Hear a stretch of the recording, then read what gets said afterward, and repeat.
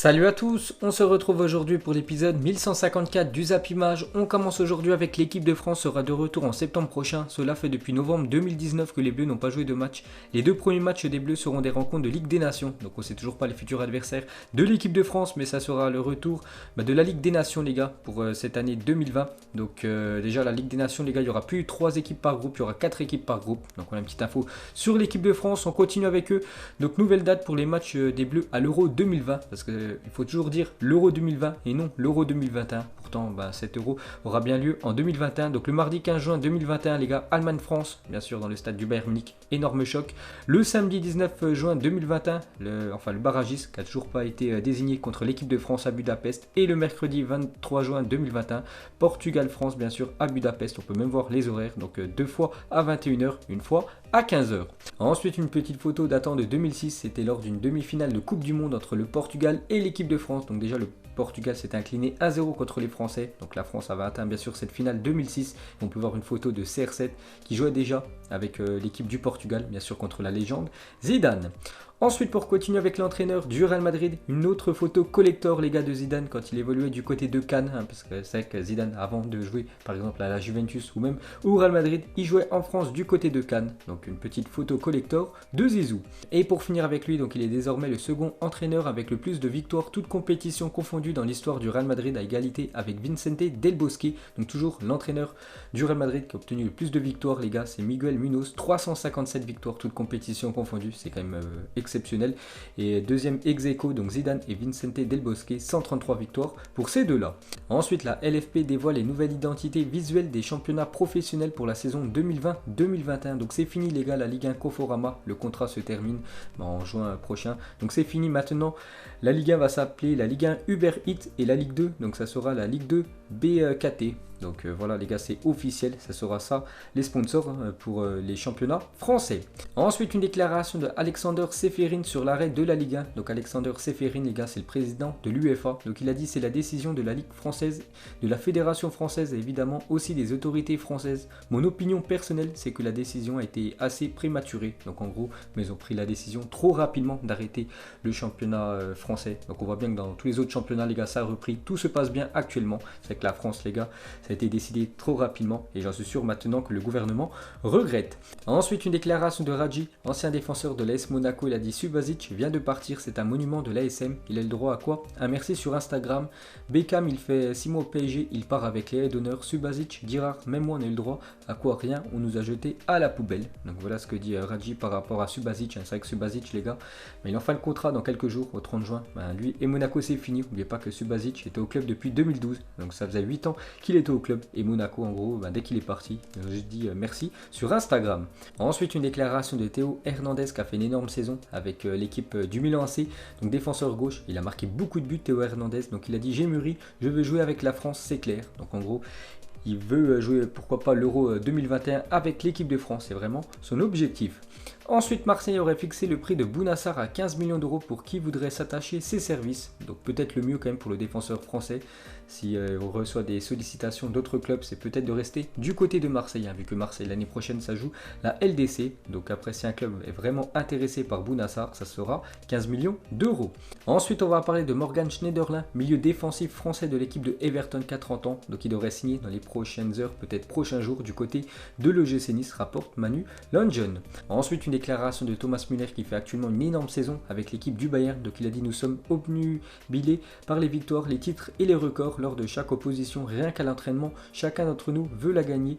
Nous sommes animés d'un esprit conquérant à chaque instant. C'est peut-être pour ça que le Bayern Munich survole son championnat allemand. Et ça survole aussi l'Europe. N'oubliez pas qu'ils ont mis 3-0 il y a quelques mois du côté de Chelsea en 8e de finale aller de Ligue des Champions. C'est peut-être pour ça qu'ils sont aussi forts, l'équipe du Bayern. Ensuite, pour continuer avec cette équipe allemande, donc avec Kwasi, le Bayern Munich s'apprête à réaliser un nouveau gros coup sur le mercato. C'est que l'équipe du Bayern, les gars, ça recrute très intelligemment sur le mercato. Par exemple, Robert Lewandowski qui est arrivé quand même gratuitement au club, alors qu'actuellement, il est énorme. Lewandowski, la même chose avec Gnabry, seulement 8 millions d'euros ils ont investi dessus. Maintenant, je pense qu'ils pourraient le vendre 10 fois plus cher.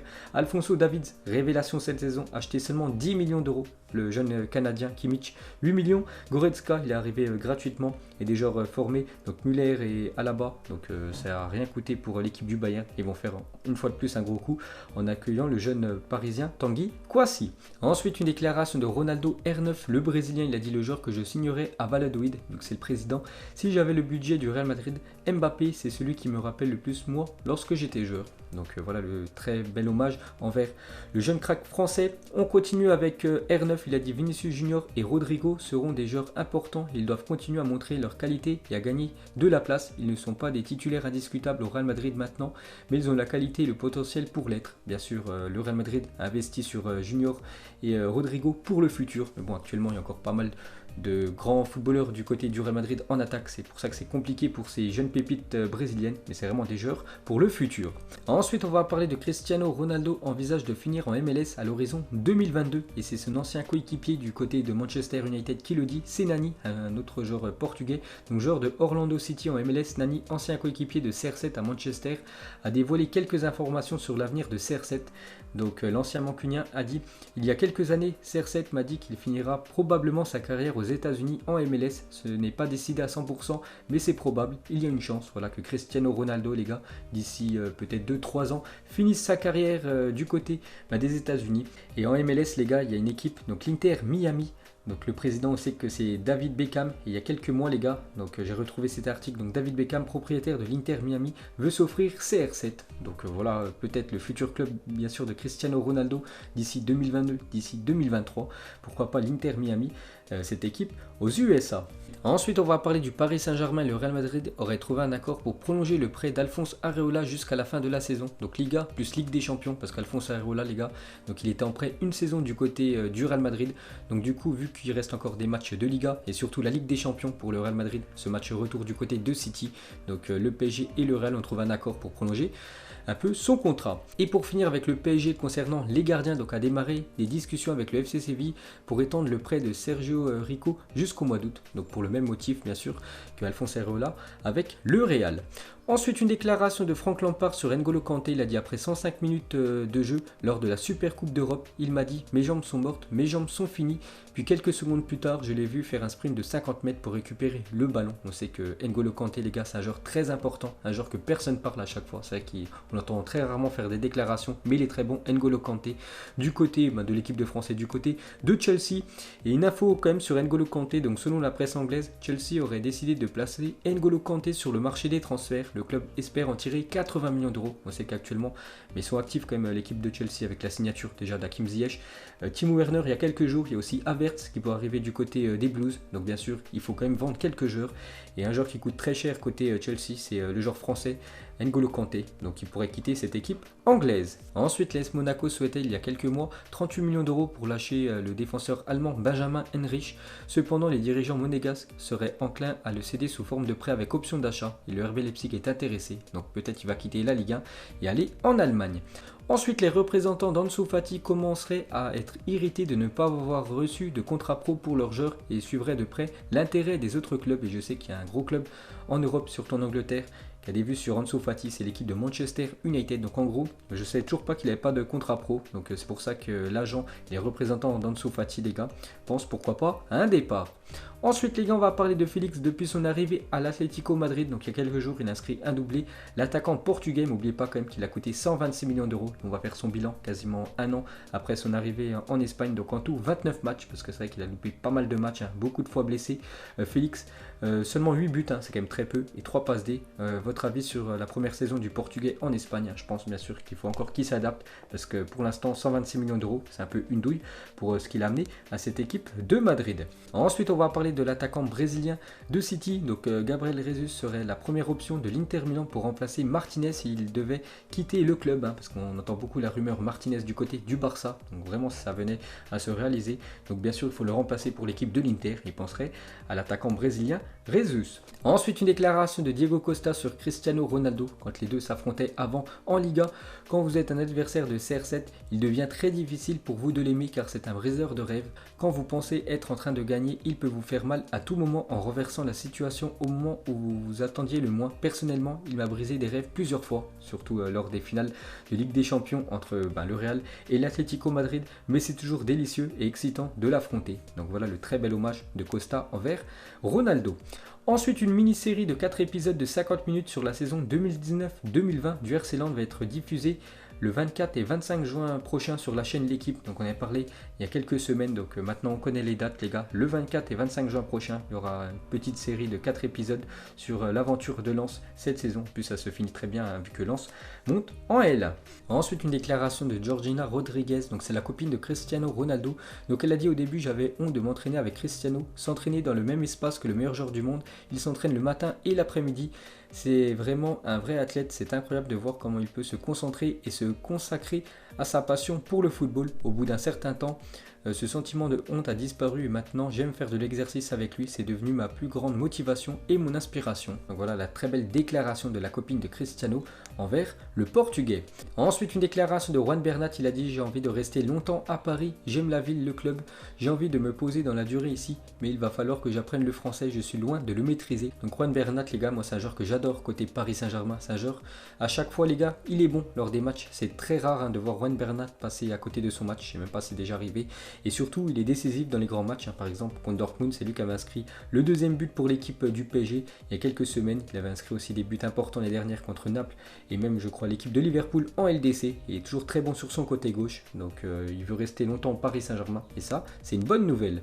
Ensuite, une déclaration de Paul Pogba. Il a dit: je suis heureux de ma vie. J'ai un ami chinois, un représentant italien, un avocat brésilien, une copine bolivienne et je suis aussi français avec ascendance guinéenne. Ma vie entière est une culture différente, une grande vie pour Paul Pogba. Ensuite, on va parler de Kevin Endoram, 24 ans, a été opéré du tendon d'Achille. Le milieu de terrain messin sera indisponible 6 mois pour l'ancien joueur de Monaco qui a été vendu définitivement à cette équipe de Metz il y a quelques jours. Donc 6 mois d'indisponibilité pour lui, donc bon rétablissement à lui. Ensuite, une déclaration de Julien Faubert, il a dit: les railleries sur mon transfert ne me touchent pas, c'est la mentalité française. Les clubs de cette dimension n'engagent pas des joueurs par charité. Il fallait une doublure à Robben, mais il ne s'est jamais blessé et je n'ai joué seulement que 2 matchs. Donc lui, ancien joueur de Bordeaux aussi, ancien joueur de West Ham. Il a une grosse surprise dans sa carrière, c'est qu'il est venu du côté du Real Madrid pour être la doublure de Robben. Bon, il est resté seulement 6 mois, c'était un prêt bien sûr. Donc après, il est retourné en Angleterre. Donc après, il a joué que 2 matchs, vu que Robben était très rarement blessé. C'est vrai qu'il y en a encore beaucoup qui se demandent comment il a fait pour jouer au Real. Ensuite, en 2007, le Bayern Munich recrutait Franck Ribéry et Luca Toni. Donc Ribéry, les gars, il arrivait du côté de Marseille. Donc le Bayern l'a acheté 25 millions d'euros. Donc après, ça a été une légende à côté du Bayern. Donc en tout, 425 matchs, 124 buts et 22 trophées pour Franck Ribéry et Luca Toni lors de cette même année 2007. Donc lui, il avait été acheté 12 millions d'euros à la Fiorentina. Donc lui, il a fait 89 matchs, 58 buts, exceptionnels les stats de Luca Toni et 3 trophées. Et pour finir ce zappimage, on va parler du Golden Boy. Donc c'est le Ballon d'Or Junior. On peut voir les derniers vainqueurs de ce Ballon d'Or. Par exemple, en 2019, c'était Félix. En 2018, Mathys de Ligt ou même en 2017, un Français, Mbappé. Donc là, en fait, on peut voir que la liste a été dévoilée pour ce Ballon d'Or Junior 2020. Donc on peut voir des joueurs qui ont été très bons comme Ansu Fati, Haaland ou même Sancho. Il y a même aussi Alphonso Davids. Donc parmi ces 10 joueurs, lequel pour vous a le plus de chances de remporter ce Ballon d'Or Junior de moins de 21 ans? Donc moi je le donnerai quand même à Erling Haaland. Donc voilà les gars, la fin de ce zappimage 1154. Donc si ça vous a plu, un petit like et je vous ferai l'épisode 1155 demain. Donc moi je vous laisse et je vous dis à la prochaine comme d'habitude. Ciao à tous.